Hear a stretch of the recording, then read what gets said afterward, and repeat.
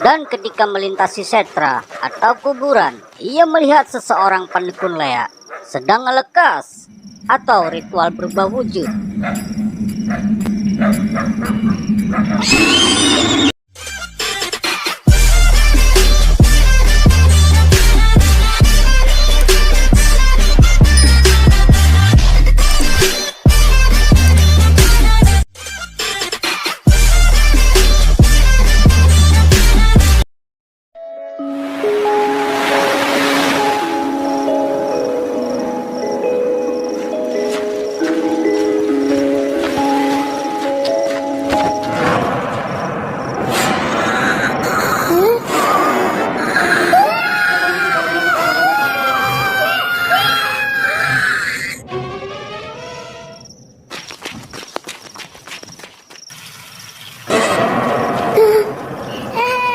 Dedong kaget ya.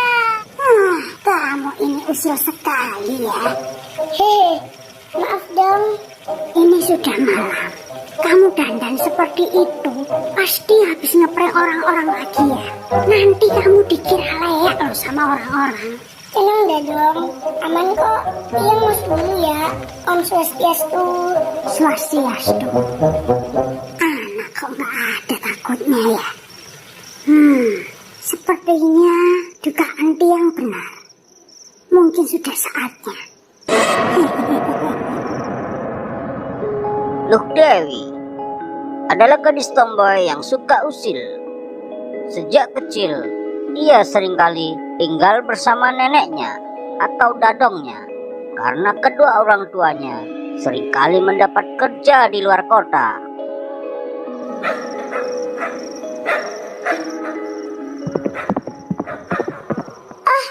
Apa itu?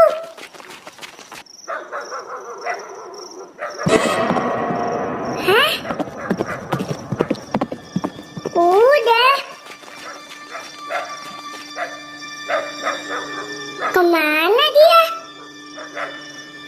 Balik aja lah.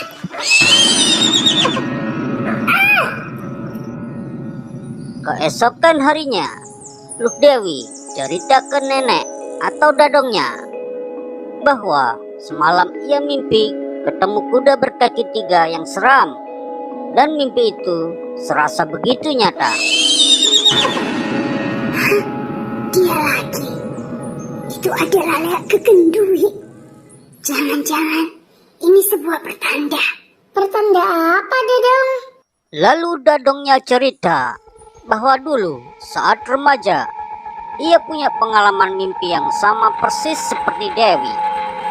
Awalnya ia tak terlalu memikirkan itu, tapi pada suatu hari keramat Kajeng Kliwon, entah bagaimana, saat itu ia kemalaman dalam perjalanan pulang, dan ketika melintasi setra atau kuburan, ia melihat seseorang pendekun leak sedang ngelekas atau ritual berubah wujud.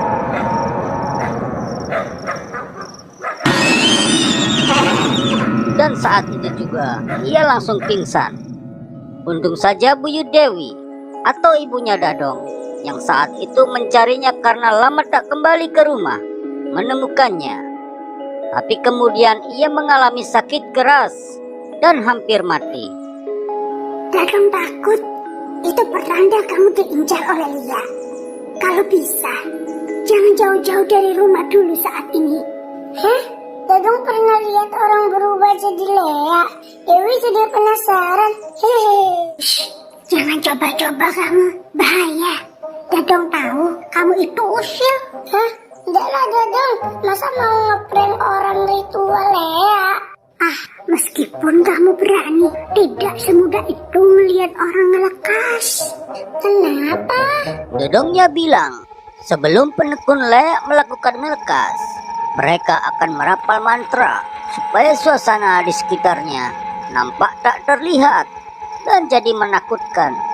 Juga supaya orang-orang mengantuk sehingga tertidur dan tidak bisa mempergoki mereka.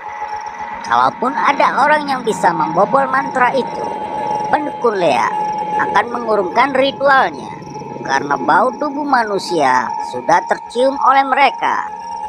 Ini karena rata-rata dari mereka ingin merahasiakan identitasnya. Tapi kok Dadong bisa lihat? Itu karena nggak sengaja. Tapi kata orang-orang, kita bisa berhasil melihat kalau menutupi aroma tubuh kita dengan tembak sapi. Ih, gelai. Kacang kliwon depan tuh. Katanya di setra sana biasanya ada yang leak. Tapi ngeri ah.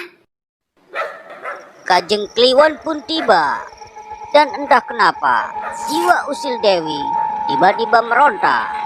Rasa takutnya pun dikalahkan oleh rasa penasaran.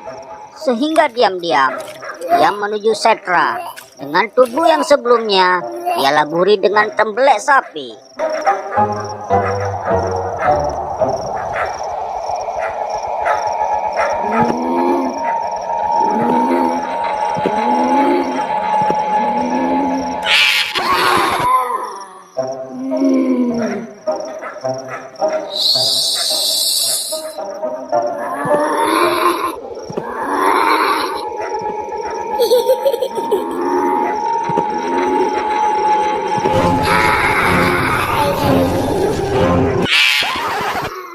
Dasar burung hantu nggak tahu aturan.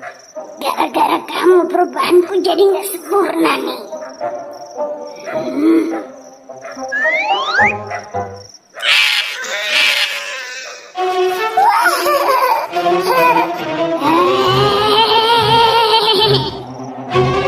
Kamu aku akan makan, wahai manusia.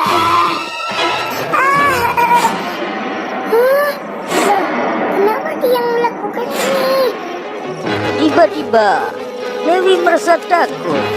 Ia merasa apa yang baru saja ia lakukan di luar kendali kesadarannya.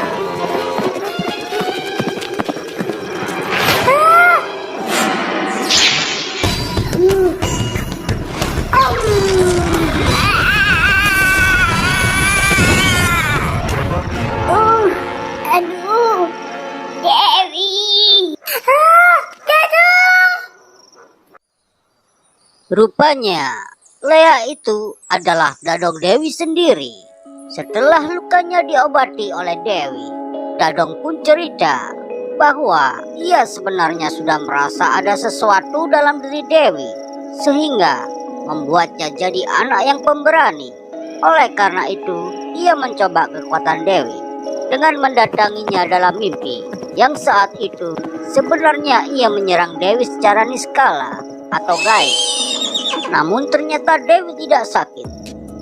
Maka dari itu, ia sengaja membuat penasaran Dewi supaya ke setra untuk melihat orang lekas, yang tak lain adalah Dadong sendiri, supaya Dadongnya lebih bisa memastikan bahwa Dewi mempunyai kelebihan. Ilmu Lea Dadong sendiri sebenarnya adalah ilmu warisan dari Buyut Dewi yang diwariskan saat Dadong melihat Buyut Dewi ngelekas. Dan pada saat ia cerita ke Dewi, sengaja ia samarkan supaya Dewi tidak kaget. Sejak saat itu, pada malam-malam tertentu, Dadong sering mengajak Dewi untuk berlatih supaya ilmu Dewi terasah dengan baik, yang pada masanya nanti akan berguna bagi Dewi.